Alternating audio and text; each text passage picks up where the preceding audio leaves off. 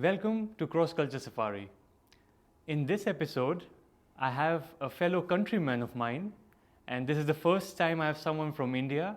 But yeah, his culture is so different than ours that you'll also get to know how diverse India is, as a country. So I'll not waste any time and invite Sami on the show. Hello, Hamid. Nice to see you. Hi, nice to see you. So, Sami is working at the Department of Entomology. So, I want to start with that question. What is that? Because for someone like me coming from social sciences and just for like general public, I think they would have this question. No, that's actually a very reasonable start, I think. Yeah, entomology is essentially the study of insects. Yeah.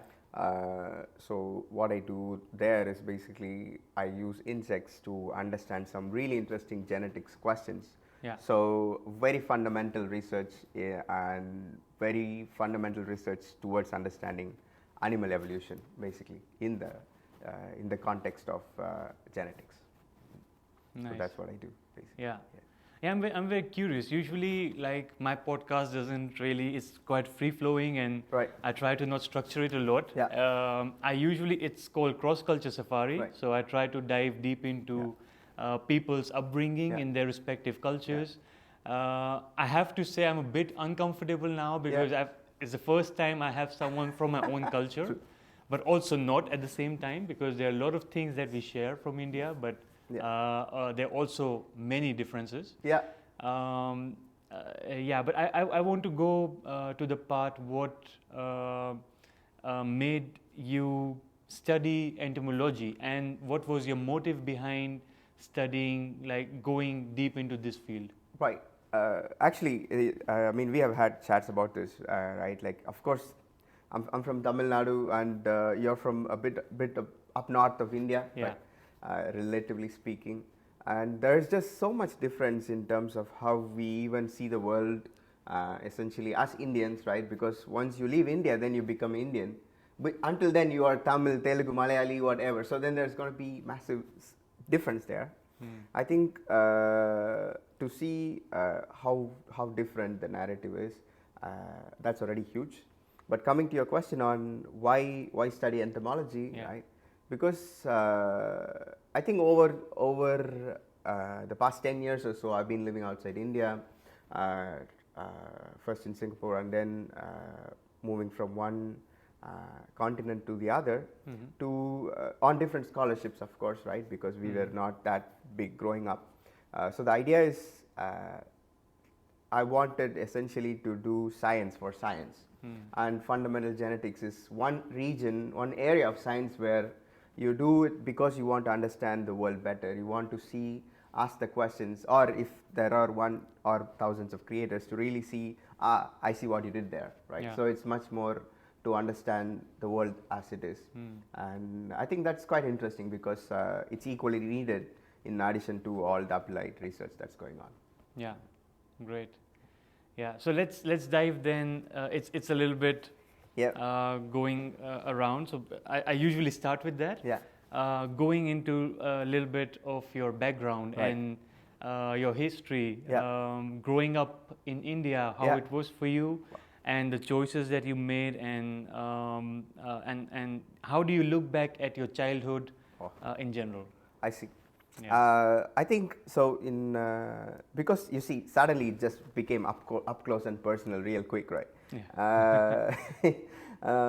Maybe because we are from the same country. Exactly. No, I see what you mean.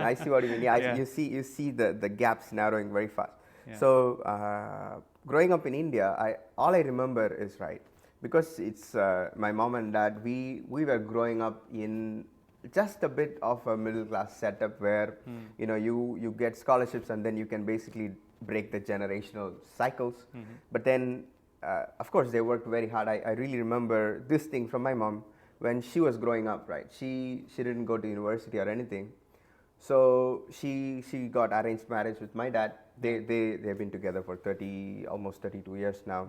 And her only step, right, because she was 20 when she got married, and her only step was like, okay, you know what, I didn't study English and my son should. So then they literally spent the first 18 years of my life making sure that I get the best education possible, even if it means... That was their dream. Yes, even if it means paying 80% of everything they earned every month towards that. And that's like my driving force, you know, because it happens so ever so often in Asian communities. Right. But it also is just so such a driving force because that is really standing on giants in many ways. Yeah, how, like, I can completely relate to that. Like, coming from the same country, and you mentioned even in Asia, in other countries, it's like that. Like, parents would literally do everything for the child. And education is very important, and that's one area where they would never cut down finances on. Doesn't matter if even they have to go out of the way to do that. Yeah, I think because of that, there's also massive respect for elders, like in India in general. So not only parents. Parents are sometimes seen as God, even above that. So how's your relation with your parents been like since you have like been outside India? Because you mentioned in the beginning you're away for 10 years now. Okay. I mean, you have grown up in India as well, right? Like, so you have seen your fair share of strict parents, your fair share of needing all the things you need to know well in academics, all those things, right? So I think ever since I left, let's put it this way, ever since I left India, right, we have been such close friends in terms of, okay, how to see the world, and we basically can talk about everything. And now that I'm running the company as well, so their relationship with me also, they have tried to, because I see them also as fellow humans, right? Because you also see them, okay, they are not perfect, but then they are really trying to understand how the world works. And they are like very strong pillars in that sense. They have been very supportive, and there's nothing we couldn't talk about. And that is something I really value in them, because I think what else does a man need in the end of the day, right? Like, you need a very strong, supportive family, and that's pretty much it. You can drop in Somalia and things will still be fine. Right. Okay, so going back to, you mentioned your company. So you're running a company in India. It's called Ethereal DNA. Yes. Can you tell a little bit about that and the motivation to start that company and where you want to be in the future with that company? Right. So I think it started not as Ethereal DNA, but then the consulting side of my business side of things started very early on. Like, I think from when I was 10 to 16 something, every summer, every holiday, I used to spend some time with both of my grandpas. They are businessmen, but my dad is not. So then they would be instilling, oh, you know, this is how you talk to people, this is how you negotiate, like to a kid, you know. And then you slowly start picking up these. I really remember until now, like the first salary I got was from this physics teacher who wanted to set up her goat farm. So I went with her, showed her, oh, this is how you set up the goat farm, and then she paid me with a big bag of vegetables. And I don't know if that was the triggering point, but then since on it slowly became into a lot of agricultural consulting. And then a few years ago, a good friend of mine who I met in Denmark, we did bachelors together 10, 15 years ago. But then a few years later, we met together, and then we had very similar ideas in terms of what is possible, right? In terms of bringing science from outside India to India. Because that gap we really see, because you see in academia, there's a massive difference in what they want out of the job. And then you see in the farmer side what they can benefit from the science outside. So as I'm based here, and it just tied up pretty beautifully, because then we can really bring latest innovations back home. And at Ethereal DNA, basically we are focusing on two things. First thing is finding as many rare species as possible from every part of the world. And this keeps me traveling, and also my business partner Ishwar traveling very often. So we find rare plants, and all we need is one tiny branch, one tiny leaf, one tiny seed. Can you explain that? What is red plants? Is rare plants? Rare plants. Rare plants. Yes. Okay. Yeah, indeed. Not red plants, of course. Yeah, again, the culture, I'm Yes, from North India and indeed. South India. And one yeah. funny fact to mention is that a lot of people would think we speak the same language. No, oh, but no. English is a language that kind of Yeah, unites exactly, us man, because I come from the Hindi belt and you speak Tamil. Tamil, indeed. Yeah. So That's really keen because you see also, we did learn Hindi for 10 years in school. Okay. But nobody in the street spoke Hindi, right? Yeah. Like also, at least in the South, you have this intention that language is just so connected to you, right? Like to the culture, you need to preserve it. Yes, it's just so valuable that the amount of respect, I also personally am connected to Tamil so much that you, if given the choice, you would either speak in Tamil or in English.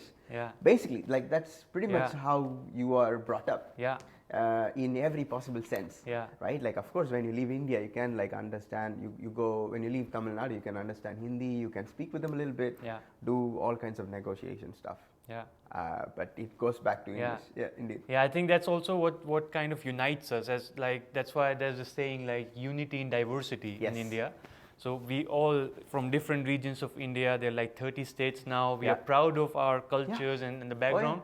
But still, we can connect at some level that we are Indians, we have this sense of unity that keeps us bringing together in all times. True, very true. Because even if you don't, I mean, personally, I wouldn't have that many Indian friends here because I just have like other friends. That's pretty much it. But then, the moment you realize, okay, this person is from Punjab or Kerala, or this person is from Assam, you really know their inherent. Oh, this person actually has this really personal connection to this, and then you really know like 30 things about them in the first outset, and also a pure sense of respect because you know what it takes to get from there to even here, right? And it's not a path of flowers, right? Like as you know, because you've been through the same exact setup. You did your masters here as well, right?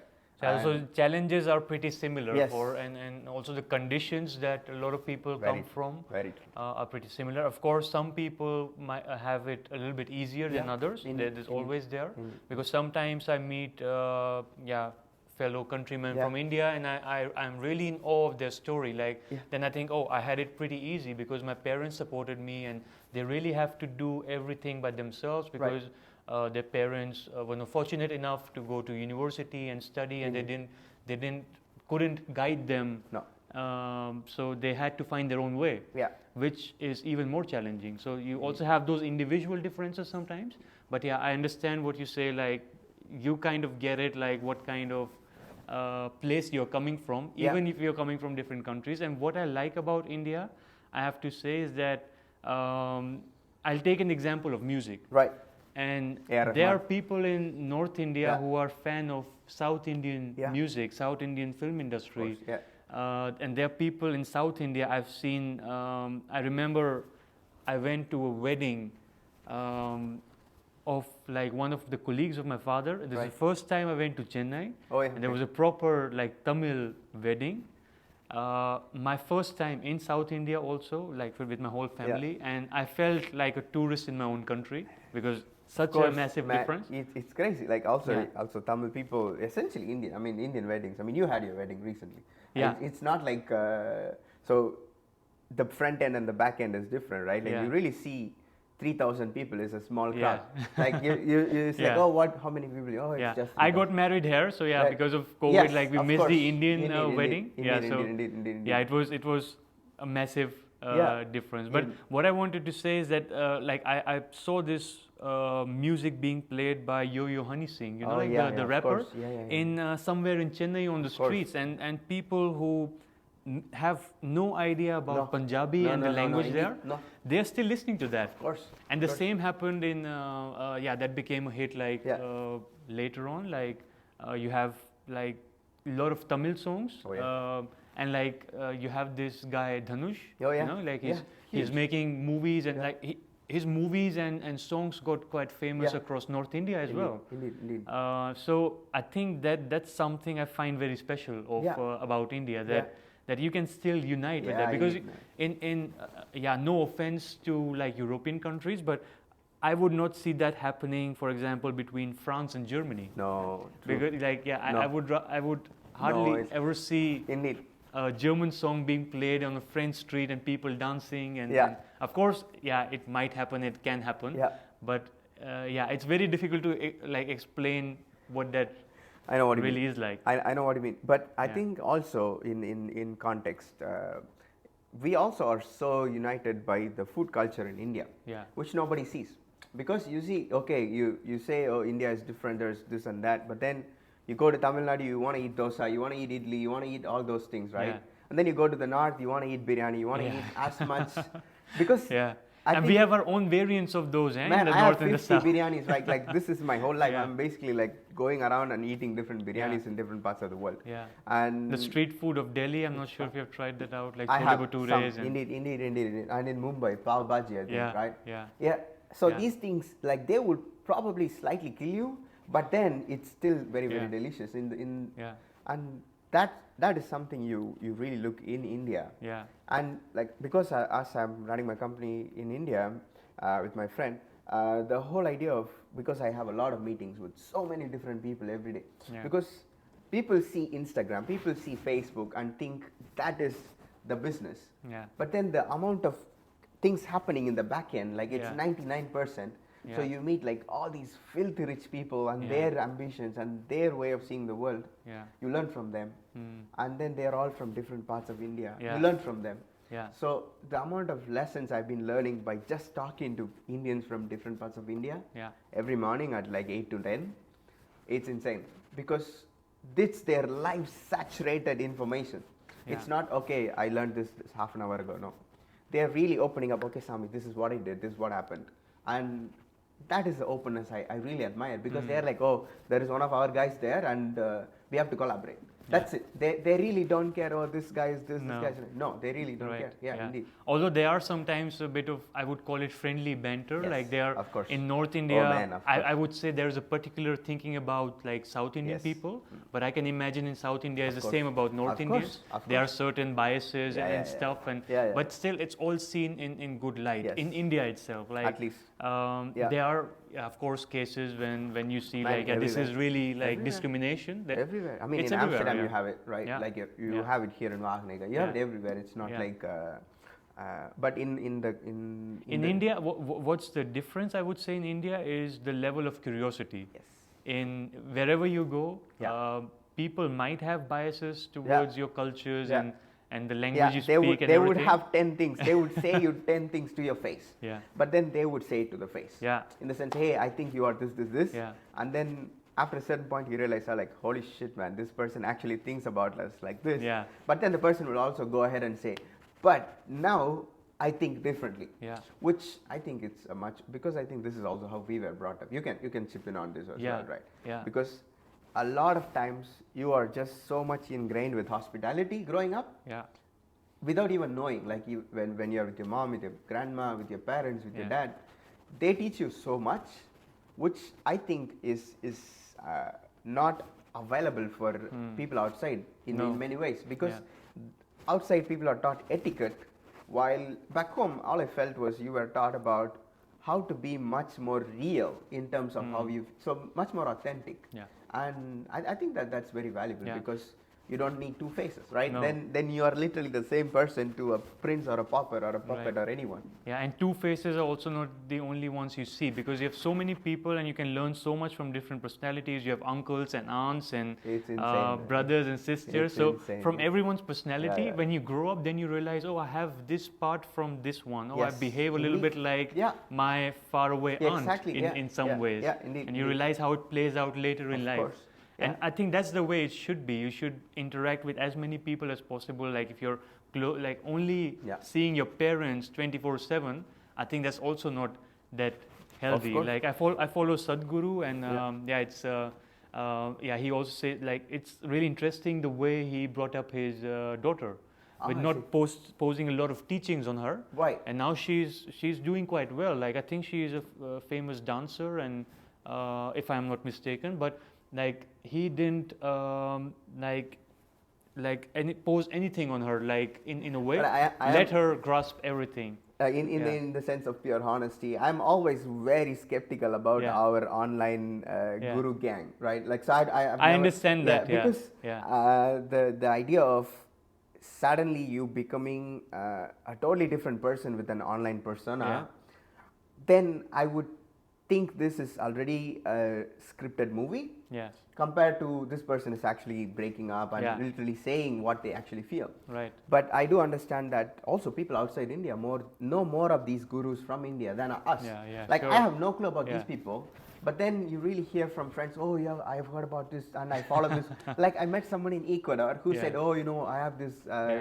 This guy walked up to me in Cuenca, this tiny city, and he said, hey, I follow our entire family. We follow this guru. I was like, man, this is fucking crazy. I have no idea about this. I think there's a difference between it's upon how you process the information from these people. Because I think there are certain good stuff that you can learn from them, but there's a difference between blind devotion and careful critical thinking where you can get the best out of someone and leave out like their negative side. So I try to go a little bit on that side. I always look at things critically. But if that is difficult, right? Yeah, like it's difficult. That is a very difficult skill to have, right? Like that's. I think if you ask me, okay, when you're hiring someone, like what are you looking for, right? I would say the top 3, it would be one of those. Like really thinking and understanding, because people think, oh, common sense is common. I don't think so. No. Common sense is not common. Sometimes people can shut themselves down from listening anything from people who they label as bad people or some people who they don't like. I can do that as well. I understand that. But sometimes I think I had it in my life. Most of my life learnings have come from people who I didn't like in the first place. So they can teach you, they also have a saying with that, enemies can teach you more than friends in many situations. So you can take the good out of the bad in so many situations and improve your life. But also I think we are similar age, 30 something, and at this point in a guy's age, you also don't have 300 friends. You have like 4 guys you talk to once in a while, and that's pretty much it, right? Like then it's a massive difference from your 20s. Yes, it's crazy, because then you look back and then you say, oh, I have like this friend. Even if I scroll back a few birthday parties before, you're like, holy shit, I had 40 people over, and now I barely talk to 3 of them. Of course, you still love them, you still respect them, but then there's just not solid connection that much anymore. And which I kind of like, because the people now you really have in your life as your close friends. Like I have a few guys who I really think we connect on very similar levels in terms of how we see the world, what kind of family we want to raise, what kind of support we want to be there for. And then you really see, okay, so in the larger scheme of things, this is much more valuable if you keep these people right. It doesn't matter who they are, it doesn't matter where they're from.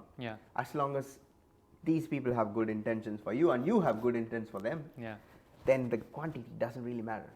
And this is already huge, because you would at some point if needed, take a flight, go 14 hours that direction for these people, and they would do the same, and that's all the support you need, I think, at this point of life, because with the increasingly virtual world, I'm constantly seeing people having a lot of online friends, but not deeper connections in their personal life. And especially like successful people, I have to say, I watch a lot of podcasts as well, and this one thing that I've seen is that they become really careful once they become successful, and with the people who want to be friends with them. So most of them, they continue to be friends with people who know them in their struggling days, or in the days where they were not that famous, because they are afraid of like that being taken advantage of in any way, and spending time and energy in relationships that is just one way. Doesn't make sense as well, right? Because I do remember recently, so I met this really, really wonderful family. He's from South America, Pepe. He runs a really beautiful company for 30 years now. They have the biggest collection of orchids in the world. They have 17,000 species. And these guys, they're building communities, and they're donating like 20,000-30,000 euros every month for like orphanages for everyone.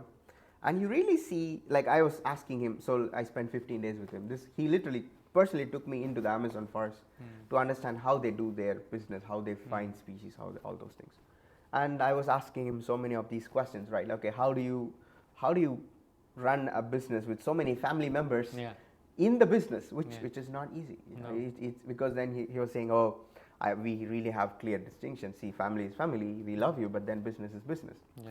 But again, it goes back to also when he was saying, hey, there are certain things, after a certain point in life, you wouldn't have that many close friends. Yeah. Because you have good friends, right? And then you have friends who you really care about. Yeah. But there is always going to be, how do you say, because the more you grow, the more you also start to realize you get a lot of acquaintances. Yeah. Which is like a perfect word to me. It's like, whoa, that makes so much sense. I know this person so well, but I don't think they are on my boat. Yeah. So I have this metaphorical boat. I have like a 10-person boat, more or less. And there's always people in or out. But that's just part of life. Yes, indeed. But I think it also kind of deviates from how we were brought up back home, right? Back home, you wouldn't say that. Like, you wouldn't say, hey, I have 400 people in my family, and only 3 of them are part of my 10 people board. That's just messed up. Yeah. They would take the name out of the ration card. It's a Tamil joke. Like, they would if this happens. Yeah. Right. For context, like a Russian card is something like you can get like discounts and stuff on like groceries. Yeah. And it's usually made under a same family. Yeah. And Indian families are big. Yeah. Indeed, so that's a joke. Like, if you take the name out of it, like, you're not part of exactly. the family grocery list anymore. So look for your own food. Yeah, indeed. Yeah, it's crazy. Yeah, because I think they would feel that way in many ways. But that's also something I've been learning still learning for quite a while now. You can always have such a deep connection with people, but then still have the respect for yourself and also for other people that, hey, I really love them, but we just have different mindsets, which is very good still, because I mean, you want all the good things for them, but just not at our table, because then you have your own tribe, like the chosen tribe, which I think is equally needed. But I think let's also talk about you, right? How was growing up in coming to Wageningen, and because this is your 7th year already. Yeah. In Wageningen. In September it would be 8 years that I'm here in the Netherlands. Right. Yeah. So then that must be a stark difference, because you've been here so long. Yeah. And you do intend to go back to India and come back here a few times, right? So that's basically the plan, to try to balance it out a little bit, because my wife is Indian and my wife is Dutch. I'm Indian, and now we have a baby together as well. He's 3 months. Yeah. Thanks. So traveling, we want to be in both countries because of the families that are there in both countries. So we try to balance it out in the best way possible. So let's see where life takes us. Of course. It's very difficult to predict where we'll be in 5 years from now. But a little bit in India, a little bit here. Yeah. That's basically the plan. Yeah.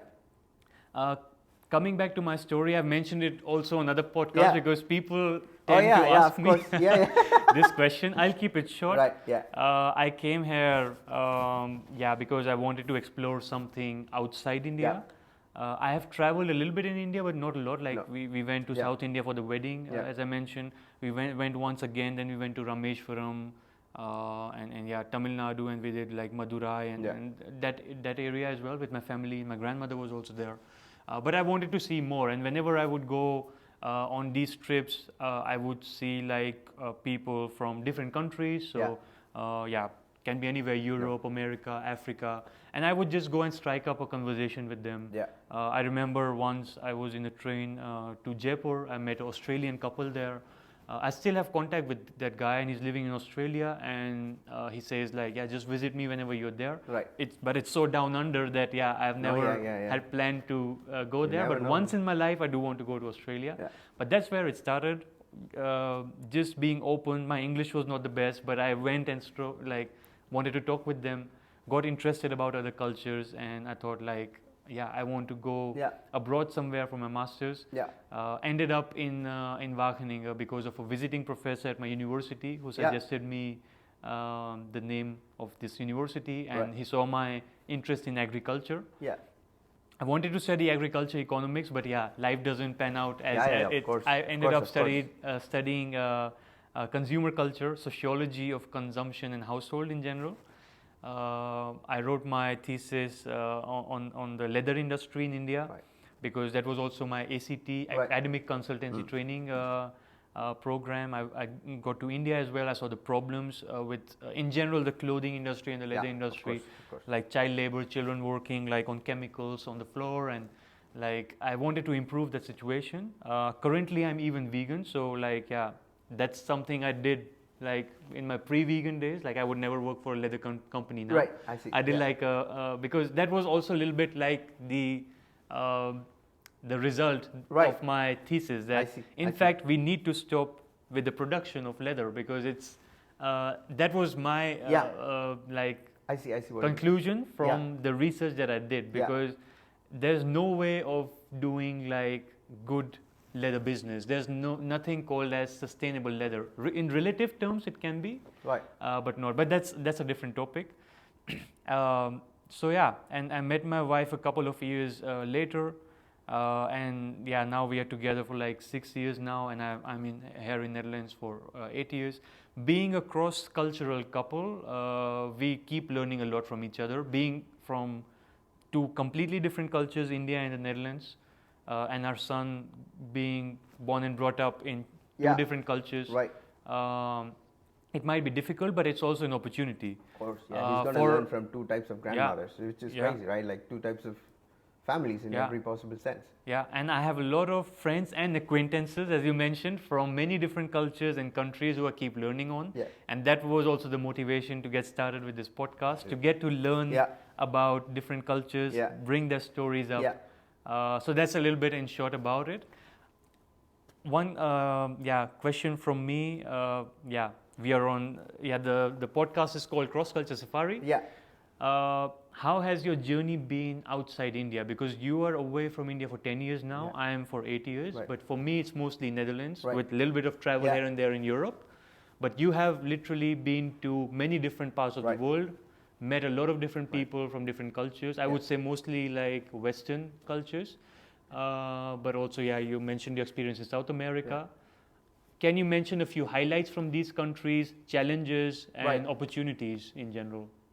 All right. So the first time I think I left India was I was this cultural ambassador for the SAARC youth exchange program to Japan. It was a very fortunate experience because there's no way from where we were, right? Like there's no way we could afford anything like that. And then I was part of this NSS, National Service Scheme in India.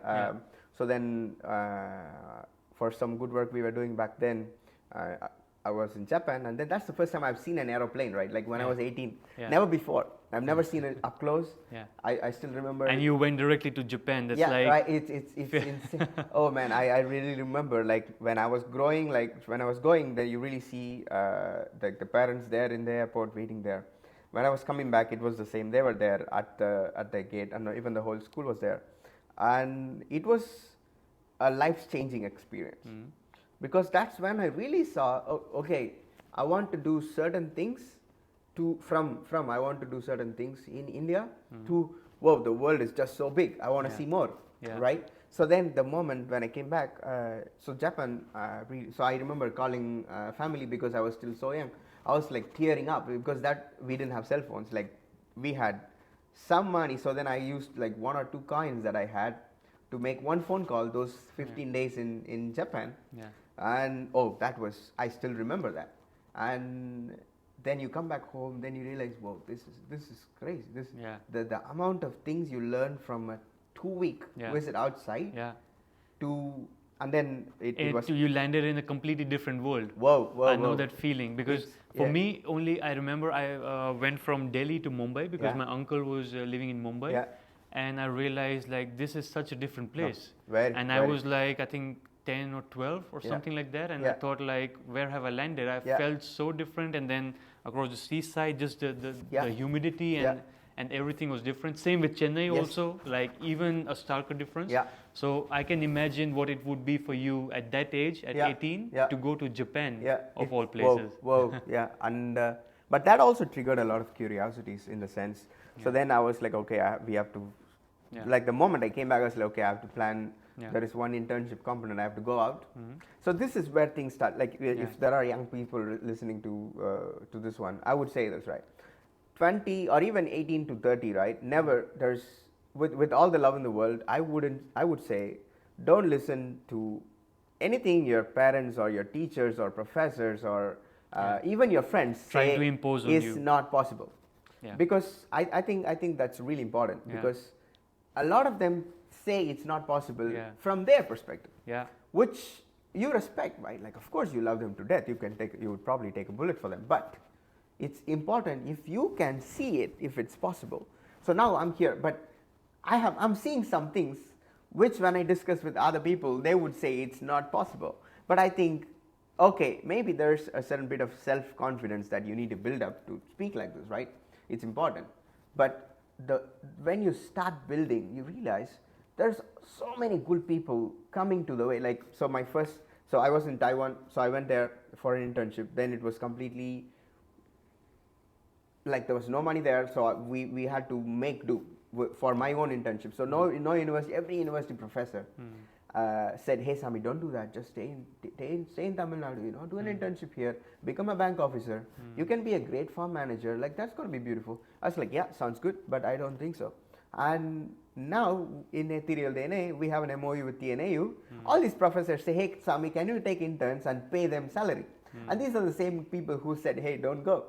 And this is beautiful because we laugh about it. Like, it's not like it's revenge. We both really literally laughed about it. Sami, you remember back then it happened. And so this is there.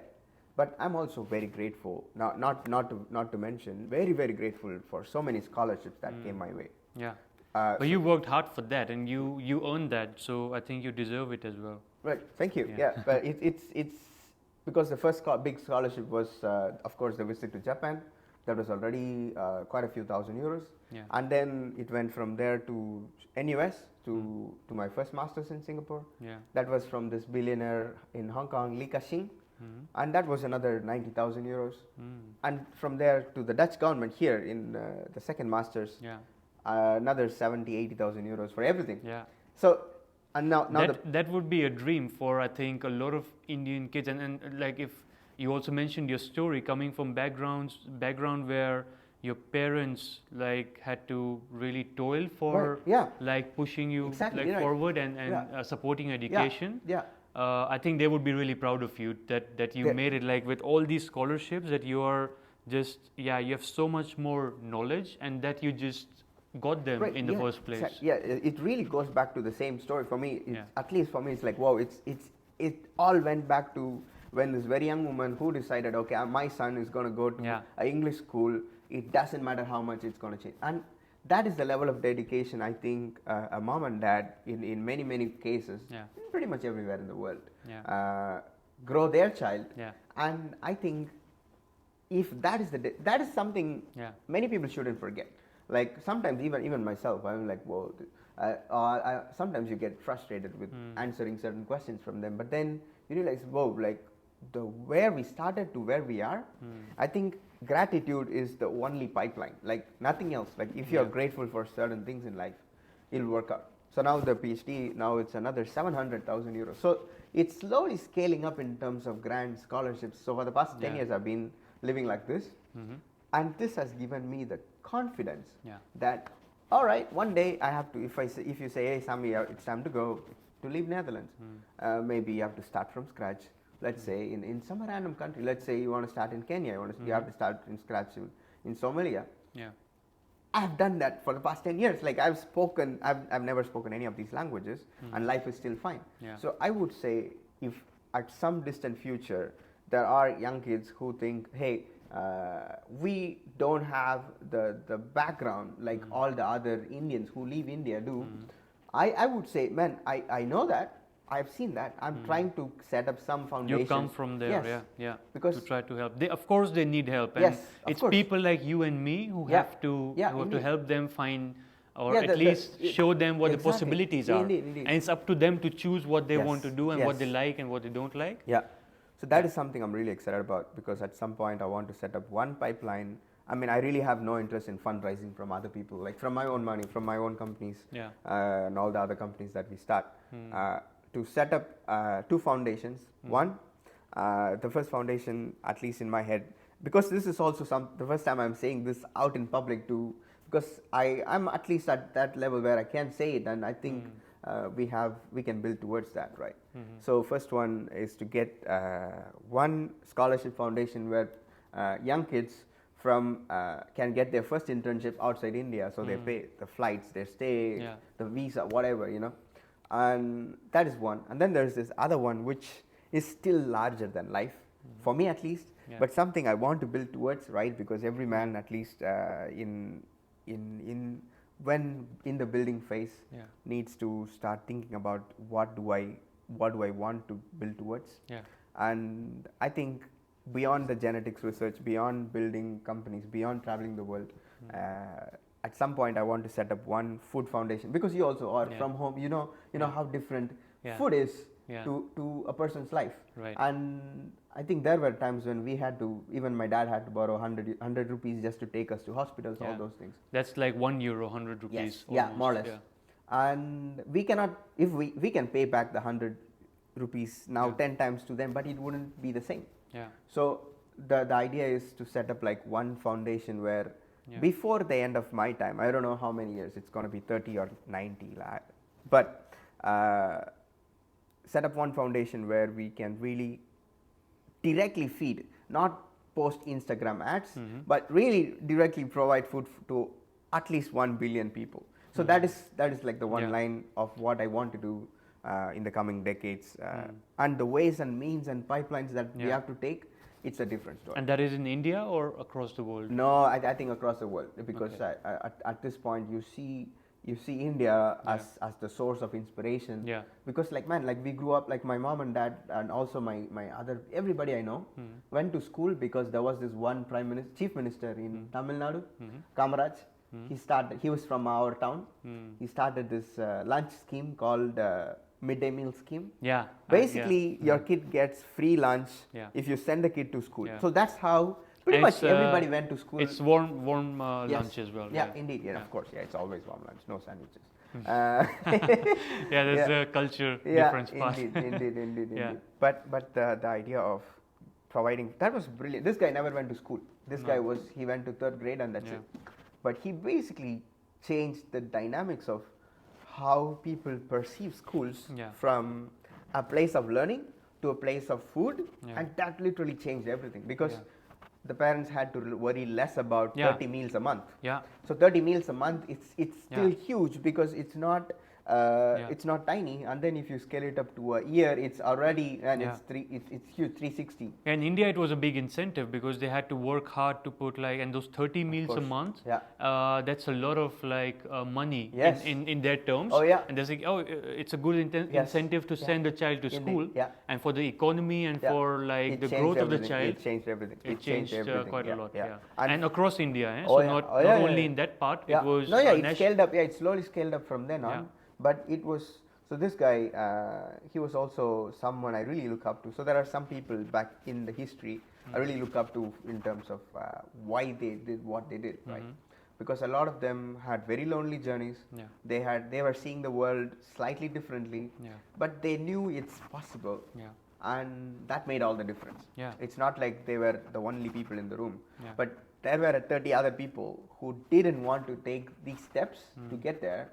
And I think getting a sense of gratitude towards what we have, getting a sense of who can I help beyond my boat, right? Of course, your boat is different. That's your people, your tribe. But then there are other people in the world who can definitely benefit from just a tiny phone call, right? Sometimes you get messages, hi, I want to do this, I would like to have a tiny chat with you. I see a lot of people, of course it's understandable if you're busy, you're scheduling a call next month, next week, not bad. But this changes lives so many times. Just you editing a letter, hey, I'm writing a letter of motivation to get a scholarship in this university. Just writing it in such a way that they get the grant, life changing. Not just for them, but for their families, generations to come, right? Because if you didn't, for example, Amit didn't come to Wageningen, life would have been very different. Like you, your 3-month-old baby, like all of this is different, right? Like when you think about life that way, it's amazing to see how many good things fall into place when intentions are good. Because of course that's very powerful. Indeed, intentions, good intentions, I think are the driving force, and gratitude essentially will really keep everything alive. Because I'm constantly meeting really good people because you see, oh, okay, let's look for good people. That's it. And of course, everybody has good and bad stuff. It's not like there are angels and demons, right? It's always going to be gray, and you just take the good from the bad and keep going, I guess.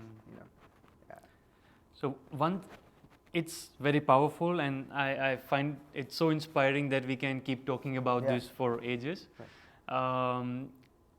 One thing I miss and I really want to know about are the challenges, like in different countries that you have been to, and maybe you can talk a little bit about, if you want to, about the reason we met up, like how we know each other. Is because of an initiative that's yours, like the Safe Space Initiative, and we both are linked to Wageningen University. I'm working as a representative of the anti-discrimination project. It's called DARE, Decolonization, Anti-Discrimination, Racism and Equity. That's the full form. So you have to be daring to talk about these initiatives. And that's why you reached out to me. What is it, and what led up to bringing this initiative on the table? Like, of course, it has to be like, like a chain of events that led to it. Of course.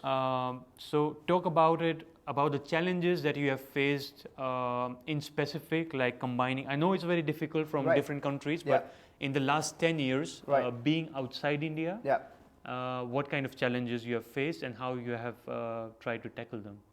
I think of course now we are getting more deeper, right? Because I remember life in Singapore was, you can really see there is a difference between how the Indian community in Singapore lives and how the other communities in Singapore lives, because a lot of them are immigrant workers, so you really see their life very different. And then of course Singapore is a beautiful country, you can earn a lot of money there, but one thing that was really in stark contrast to what people would expect is life outside India is sometimes very difficult because you don't have the right people with you. Your people are far away. So for most cases, you have good friends here and there, but not many of them can relate to your struggles, which I assume you also have seen these things, because so those 2.5 years, it was much more on, okay, so how do I find a wave that fits outside India? Because then it's already a very difficult setup to begin with. But then when you come to Europe, then it's even worse, because then you really see how different people see different cultures. Because for them, for people outside India, India is only what they see on the news. Or India is only what they think it is, crowded trains or whatever, snakes and elephants in the street, right? And in their cultural context of how people see different things, it's very difficult to even have a clean, fun conversation, because then it always goes down to cultural differences. Because of the subconscious biases they have through the media projections that they have had throughout their life. Indeed. And how we met was basically, I started this initiative, the Safe Space Initiative, with some good people in entomology, because Wageningen, also in many parts of Europe, maybe even in rest of the world, like there are not so much tools that people can use to really address these issues. Issues. Because you can tweet about it, you can go to your boss about it, you can go to human resource about difficult things going on. We can talk about it like we are doing exactly, now. Indeed, but there's no structural setup. Hey, you know, you go to human resources if you're being a racist or a sexist, and that actually is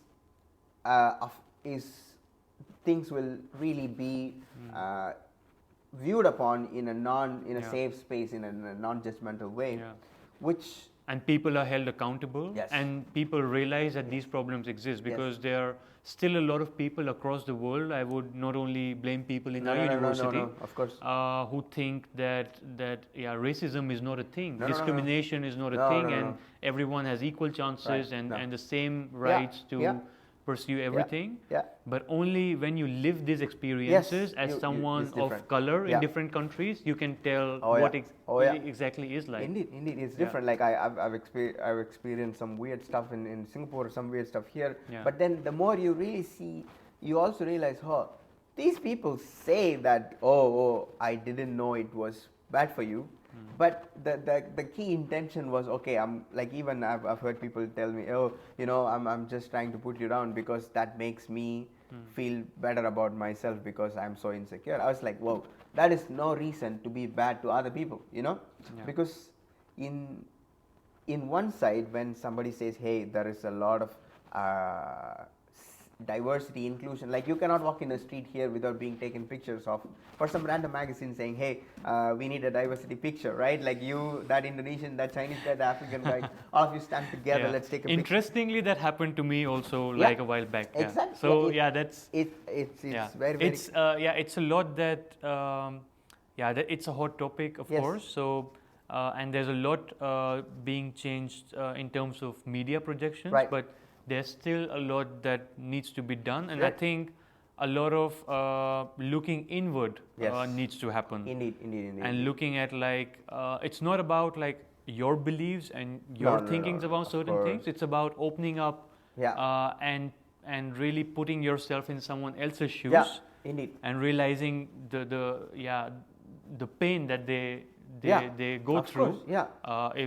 If certain like things are said or done. Indeed. Because you also realize at some point, Europe, essentially, also even the bigger context, the world itself, need to realize, okay, do I want to be a diversity quota checklist gang, or do I want to actually include diversity in the picture? Because that's two very different things, right? Like you can, because you also slowly see people trying to get a sense of, okay, I'm going to hire people because they are from this background, which that's cool, because this person is a female or a male or whatever. There's like so many things.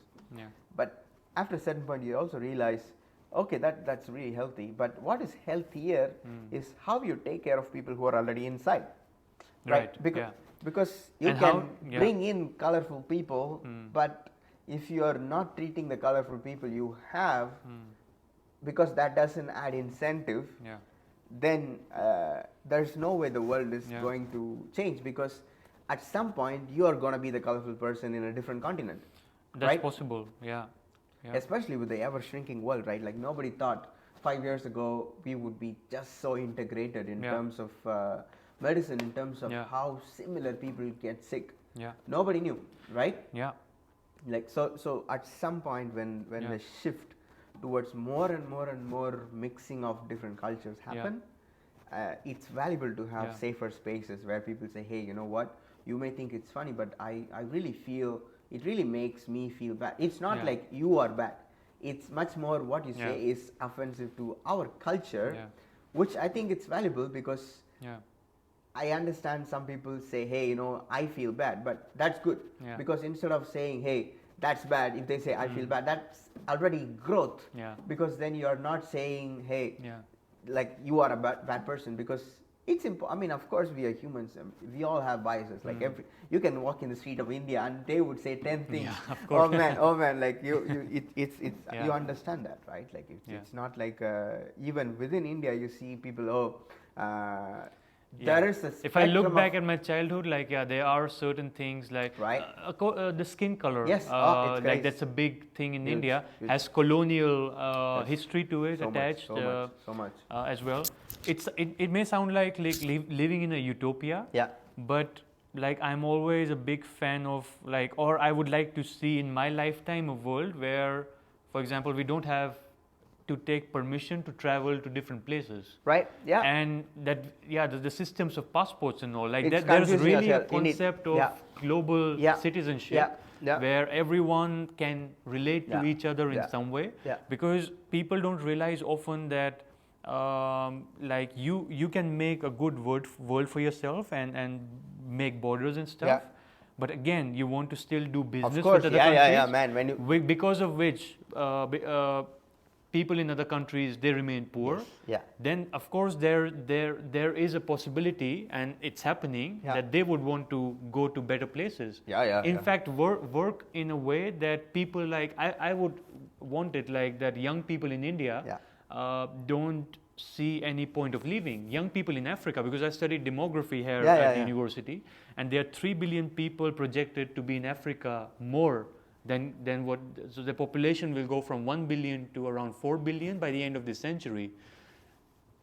Those 3 billion people, if they don't have the resources, they don't have the right education and everything, then Europe will have an even bigger immigration crisis than what they're happening now, like in really big numbers. I see. Europe's incentive lies in making Africa a better place. We're trying to rethink about their ties with Africa. Right. Of course, then there's also countries like China, to really make a more equal society where it's not like the trade is not really beneficial to one party but also to others. And it links to also my thesis in a way, because when I see some people, I sometimes read in Netherlands or in Europe talk about, in India the rivers are dirty, and look at the factories and the people working in bad conditions. Indeed. It's linked to the shoes that they're wearing. I did that at a school that I gave a lecture at, and I did an experiment with like school children, and it really impacted them. I said, take off your shoes and look where it's made. Right. It's either Vietnam, India, China. Right.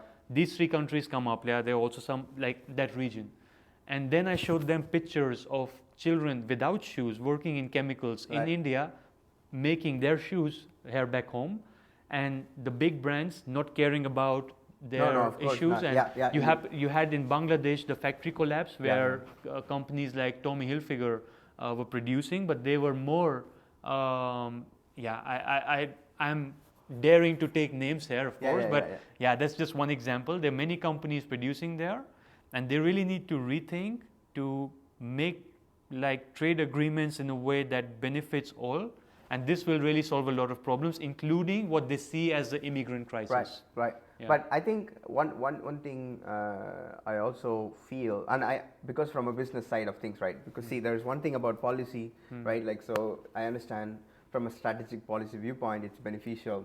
But from a business viewpoint, you really don't have laborers in Europe. So it's very hard to find laborers in Europe. It's going to get harder. Anything. Yeah. So a lot of companies, also businesses, right? Like now, this past 2 years, the amount of business coming to India, coming to Brazil, and coming to Africa it's insane. Yeah. So by the time, let's say 2050, 2100, I see brilliant improvements within Africa from Africans, within India from Indians, within Brazil from Brazilians, that they wouldn't necessarily need Europe's help. Because the way Europe is structured is we buy your raw material, we sell the finished product, and that setup just doesn't work anymore, because you see many brilliant brands from their native country spurring up, cutting these middlemen who are business people who really have these one brand tag, one trademark of that thing. And I see a lot of beautiful growth for Asia and South America, and of course Africa, because the amount of growth in its natural sense, because the potential, because previously there were no businessmen who were doing business for their countries or their continents. Now there are, that makes a huge difference. Yeah. Because now, like when I want to make, for example, to put things in context, right? If we want to produce plants in India, and if we want to produce plants in Europe, so there are certain laws and regulations where you of course follow everything, and then you really go into understanding what it takes to have a healthy, safe, happy employee in a country like India, in a country like Brazil, compared to a country like Netherlands or anywhere else. Then you really see, whoa, even after the switch to healthier, safer, to much more happier employee lifestyle, it still works out, which is something I'm really excited about, because the world's dependent on America and Europe is declining very, very rapidly for the market scale. Because a lot of production. You have to also remember, a lot of these data collection in terms of how bad some countries are is coming from ESG viewpoint for BlackRock's fitting setup, which also BlackRock, Vanguard. See, when you are in the business world, you understand Fox News and CNN and MSNBC are owned by the same guy. So it's not crazy to think that at some point there is going to be a difficult setup where these companies from different continents will be competing directly with their previous, let's say, bigger overarching companies. And I think it's a beautiful opportunity, because you really see young kids, young people. In India, the average age is 24 now. 24. So the next 30 years, you're going to have a lot of people working, a lot of people making new companies, a lot of people building, a lot of people, and all of them really don't need any of the support from outside.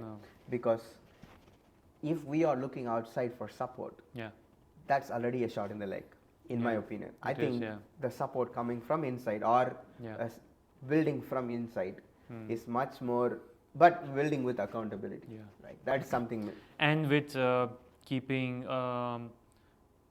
the environment and the climate in consideration, with everything that we do, because that has become a necessity. It's like more a climate emergency than climate change. In reality, with Arctic not having ice, like in summer, for example, rising sea levels, the warm temperatures that happen like in North Africa, parts of Asia. Because of which there was so much moisture in the Atlantic Ocean, and now we have so much rain in the Netherlands. So it's really becoming evident, like that the effects of climate change and their links to human activities. And in my opinion, we need to keep that strength central in our quest for growth in the future decades. Of course, because a lot of instability from Europe stems from the fact that they are not supporting each other in a sense. So like at some point, if Germany, France, so of course in paper they are, but in reality, when you do business with these people, there's no one common ground. Okay, I'm going to do this, and then we're going to split. No, never. Even on something like the on climate change, there's a lot of friction. So much. The Paris Agreement, that was such a big thing a while back. Nobody talks about it now. Exactly. That was what I was working in Vietnam about, like the implementation of it. But so that is something I also. So this boss, one of my so. In my early years, I always worked for like the country directors or like regional directors to really understand how they're doing. Like I'll just do internships there, sit with them, and then see how they make decisions. That's literally how I asked an internship. I want an internship where I want to see how you make decisions, right?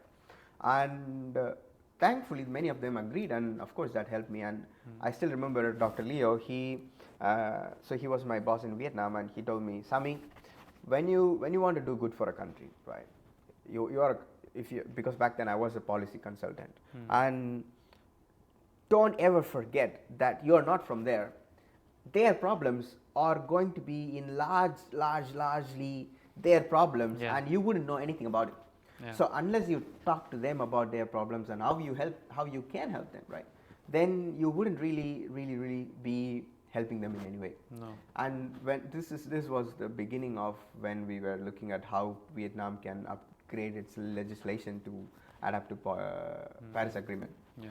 But this is in the policy side, right? But when we come back to India, now there is this one pesticides, huge. Like of course the government gives a lot of subsidies for urea. A lot of these things are happening. Yeah.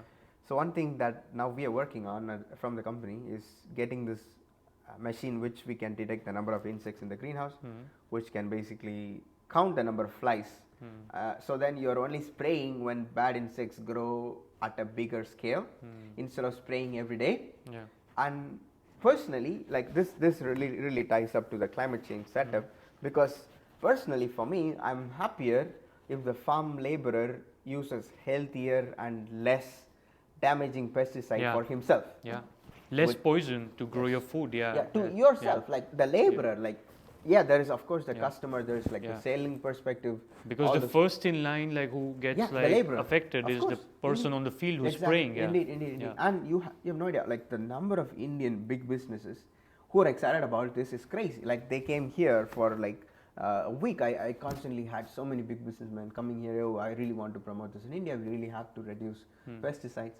So there is intention, there is technology, and there is people ready to do it. Yeah. So this doesn't happen very often. No. You really see intention and there's no technology to match it, or you really see technology but then there is no people to implement it.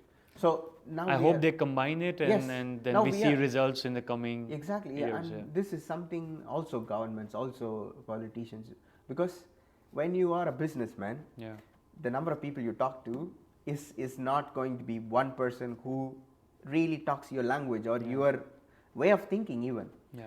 It's always a businessman, a politician, a non-profit, a sales guy, a marketing guy, and then there is social media people, and then there's journalists, and then there's communication. It's amazing how much information you can learn about the same topic from so many people. Right. So even just for that, I would suggest people to start companies, just for understanding how the world works. Right. But of course, it's not easy. I'm not saying it's an attractive from the outside thing, but of course, it takes a lot of effort. It takes a lot of energy, and unless otherwise you are absolutely passionate about what you're building, not worth it. Right. Not worth it. Yeah. Okay, we talked about so many different topics, and looking at the time, I'll ask one final question. If you have to sum up, like, just your life learnings in like a few sentences, and give a message to anyone who's viewing this podcast, then we can close this off. All right. So, see, this is something I think I would have to come back 10 years later and check if I still feel the same way, right? But I think if you can apply empathy and gratitude towards pretty much everything, good things, bad things, difficult things, ugly things, sad things, jealous things, and do absolute accountability, because that is something I really believe in. If something goes wrong, I would go up and say, hey, it's my fault. If something goes right, you put your good people, you put your employees in the front and say, hey, these people did it. Because that teaches you so much, and that actually keeps you humble in so many ways. And I think that would be my message for all the builders out there, for all the young kids out there, because when you look up and when you see the world in a certain way, it's important to realize we are all still learning, right? So let's see how, if this is the same thing 10 years from now on. So, it's a continuously changing world. Yes. Thanks a lot, Thank Sami, you, for your time. So nice to talk to you. It was really nice. So that was Sami. And if you have any questions for him, just write down in the comments.